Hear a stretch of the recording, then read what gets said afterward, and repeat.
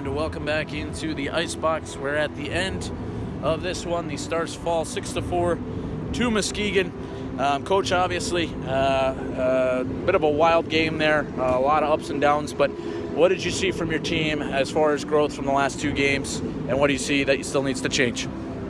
I liked our start. I liked our pressure. I liked our response to the push that they had in the second, finding a way to get one back there right before the end of the period.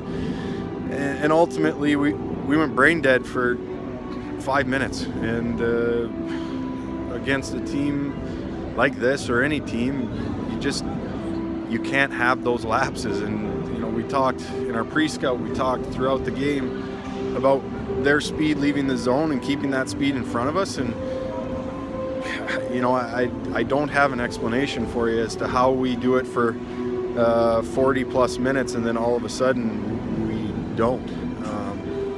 And that was the difference in the game. When you give them an opportunity to play in transition, easy transition like that, they have a forward group that will capitalize, and they did that.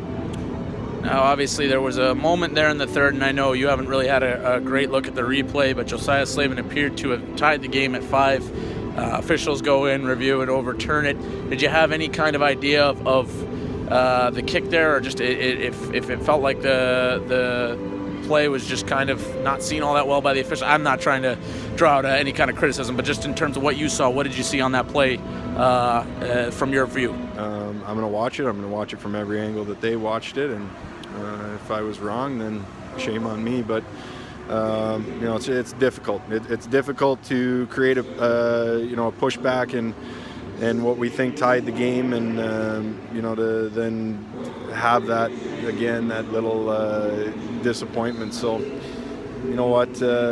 credit to our guys battling to the end. Like I said, it was a 5 minute just mental lapse, and I feel like I've said that a lot, but from last night to tonight, I appreciate the effort from the group and the willingness to compete, the willingness to work. All those things were there. It wasn't tonight was not a product of a lack of work and compete. It was a mental lapse of 5 to 7 minutes.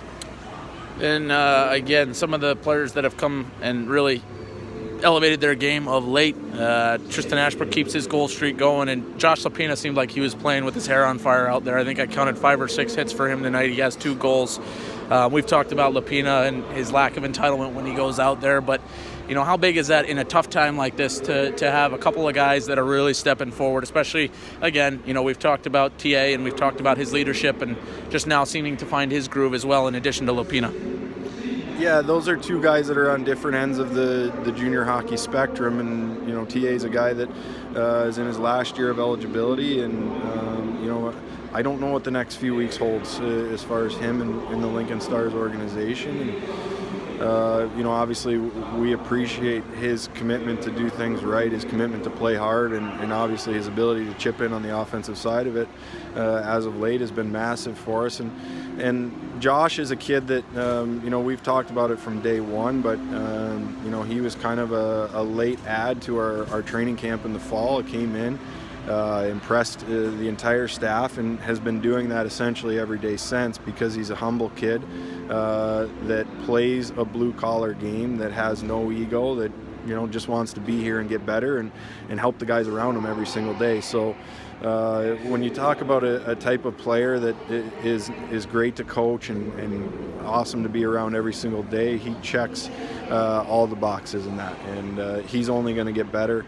And we look forward to his future here, and an even more expanded role for him, and obviously the type of kid he is, the type of player he is. There's going to be a lot of leadership qualities in him as well. Last question here for you. Samuel Hlavaj at times has shown some really impressive stuff. I know you've talked about it. He has an adjustment period to get used to this North American game. Even last night as well, it seems like there's stretches where he's really impressive. Obviously, some of these goals that are going against him aren't on him directly. But what have you seen over the last couple weeks now that he's gotten a few games under his belt, that you've seen, again, that you've liked, and some things that you still want to see change? Yeah, adjustment's going to be the big thing, and we talked about it even after his first game. adjusting from an Olympic ice sheet to North American hockey, and especially even the ice box of how fast things happen. I mean, any puck in the offensive zone is a threat to go in the net. Everything happens very quick. There's bodies at the net front. It's very easy to start to fall back to the goal line and not stay big and confident in the top of the crease. But what I like is he's been getting better every single day. And, we talked about it early on, but he's highly touted. I think, a lot of NHL teams think a lot of him. But he's a young kid, and it'll still be some adjustment period for him. He's a great kid. He's working hard, so the faster we can get him to adjust, the better, and I think we're seeing bits and pieces of that. All right, Coach, we appreciate the time, and we look forward to talking next week. Thank you.